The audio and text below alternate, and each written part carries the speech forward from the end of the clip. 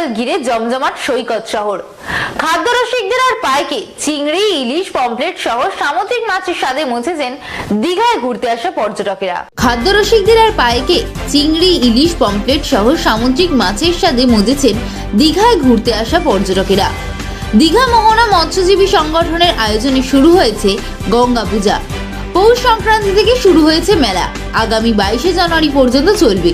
আর এই মেলার মূল আকর্ষণের কেন্দ্রবিন্দু সি ফুড ফেস্টিভ্যাল। সমুদ্রে স্নানের ফাঁকে মাছে কামড়, সব মিলিয়ে জমজমাট আনন্দ চলছে সমুদ্র সৈকতে। রাজ্যের মৎস্যমন্ত্রী বিপ্লব রায় চৌধুরী এই মাছের উৎসবের সূচনা করেন। Digha fisherman and fish traders অ্যাসোসিয়েশনের তরফ থেকে সভাপতি ও সম্পাদক জানান, এটি ছাত্রছাত্রীদের কাছে এক বড় পাওনা হতে চলেছে। একসাথে এত প্রজাতির মাছ দেখতে পাওয়া এক বড় ব্যাপার। তার সাথে বিভিন্নভাবে মৎস্য বিজ্ঞান সহ পড়াশোনার বিভিন্ন কাজে এই ফেস্টিভ্যাল অনেকটাই উপকৃত করবে বিদ্যালয় থেকে স্কুল কলেজের ছাত্রছাত্রীদের।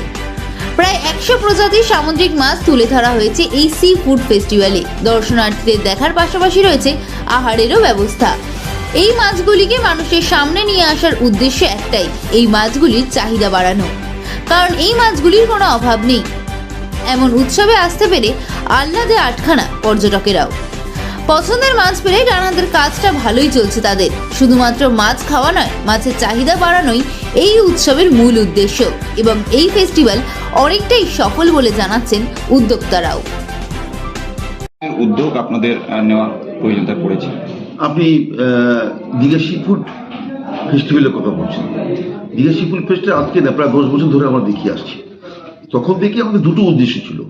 আমি বলেছি, একটা উদ্দেশ্য হচ্ছে আমাদের যে সমস্ত মাছ কমার্শিয়াল ভ্যালু খুব কম, অর্থাৎ পশ্চিমবাংলার কলকাতা সহ শহরের বহু লোক সে মাছ কিনেন না, খান না, তাদেরকে সেই মাছটা পরিচিত করিয়ে দেওয়া সি ফুড ফেস্টিভ্যালের মাধ্যমে।